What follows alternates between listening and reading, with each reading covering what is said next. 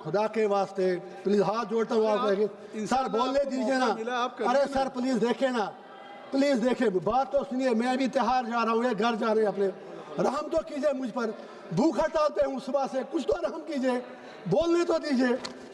Be serious for a while please, for God sake, don't make mockery of the सबस। आपकी देशभक्ति हमने देखी जब वंदे मातरम पर डिबेट था, कोई नहीं था यहाँ पर, हमें आप क्लास में बिठा के रखते हैं। Only 2 minutes. I am giving only 2 Then I will minutes. not speak. मैं बोलूँगा, From मैं this बोल side, किसी और को either from any side. कोई नहीं। क्यों मैं डेलीवेजन हूँ क्या? आपने सिंगल मेंबर्स को 10-10 मिनट दिए। Give me 8 minutes at least. Don't do injustice with me, please. For God's sake. You start, Mr. Start. Sir आज 10 दिसंबर का दिन है। दे रहे हैं बिठाओ, सभी को दे रहे हैं। सर आज 10 दिसंबर का दिन है, वर्ल्ड ह्यूमन राइट्स डे है आज मेरा फास्ट है। मैं इस हाउस में से ही ऐलान करके गया था कि I am on a fast today on eve of World Human Rights Day to remember people of their duties towards people of Jammu and Kashmir. Sir इससे पाक दिन मेरे लिए और क्या हो सकता है कि आज जब इस हाउस में इलेक्टोरल रिफॉर्म्स डिस्कस हो रहे हैं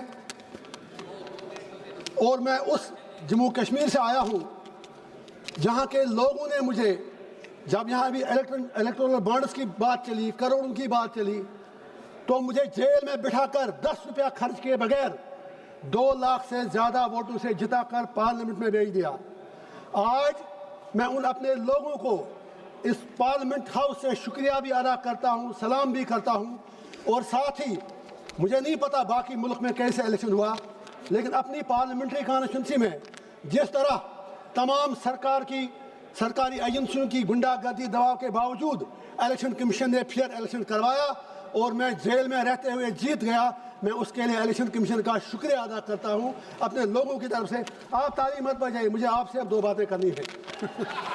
तो ये बात आ गई आपकी बात, नहीं, आप इनकी बात भी करें। इंजीनियर साहब सर आपने जिस तरह से अब बात करने दीजिए ना। अपने जज्बात की तर्जुमानी की है, शुक्रिया वो आपके पूरे वतन तक चली। शुक्रिया। आप नहीं, शुक्रिया सर, आप मुझे इनसे भी बात करें, इनसे प्लीज आज खुदा के वास्ते मुझे आज 2-4 मिनट दीजिए। इंशाल्लाह बहुत ही इंपॉर्टेंट बात है, बहुत ही इंपॉर्टेंट बात है। मैं ये कह रहा हूँ, या तो आप इलेक्शन रिफॉर्म्स कर लीजिए, जेल से be serious for a while please, for God sake, don't make mockery of the सबस। आपकी देशभक्ति हमने देखी जब वंदे मातरम पर डिबेट था, कोई नहीं था यहाँ पर, हमें आप क्लास में बिठा के रखते हैं, भाग जाते हैं।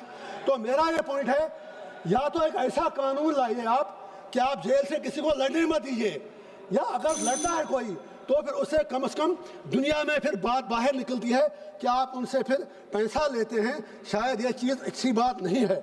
उसी तरह आपने सर कौन सा कानून है, जब आपने डिलिमिटेशन कश्मीर में किया J&K में, तो कश्मीर में आपने सिर्फ 1 सीट बढ़ा दी, जम्मू खिते में 5 बढ़ाई, लड़ा दिया खुद को एक दूसरे से। और कहाँ पर देश में 5 MLA नॉमिनेट होते हैं। आप मुझे इंडिया अलायंस से 1-2 बातें करने दीजिए प्लीज। एक बात कह के खत्म करिए सर, खुदा के वास्ते प्लीज हाथ जोड़ता हूँ आप सर बोलने दीजिए ना। अरे सर प्लीज देखे ना, प्लीज देखे, बात तो सुनिए। मैं भी त्योहार जा रहा हूँ, ये घर जा रहे हैं अपने, रहम तो कीजिए मुझ पर। भूख हड़ताल पे हूँ सुबह से, कुछ तो रहम कीजिए, बोलने तो दीजिए। मैं पप्पू यादव जी को मुझे उनका सम्मान है। सर सुनिए ना प्लीज, मैं वहाँ आऊँगा फिर। मैं ये इंडिया अलायंस से बात करना चाहूँ, आप फैसला कर दो।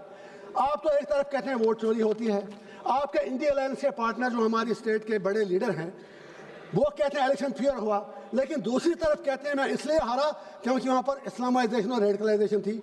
उनके MPs यहाँ कहते हैं नहीं इलेक्शन फेयर हुआ, कुछ कहते हैं नहीं हुआ। आप आज ये फैसला कर लें, सिर्फ अगर वाकई आपको आगे डेमोक्रेसी को जिंदा रखना है तो इतिहास में सबक लेना जरूरी है। राहुल गांधी जी ने सही कहा एंटी नेशनल एक्ट, तो 1987 को मत भूलिएगा आप।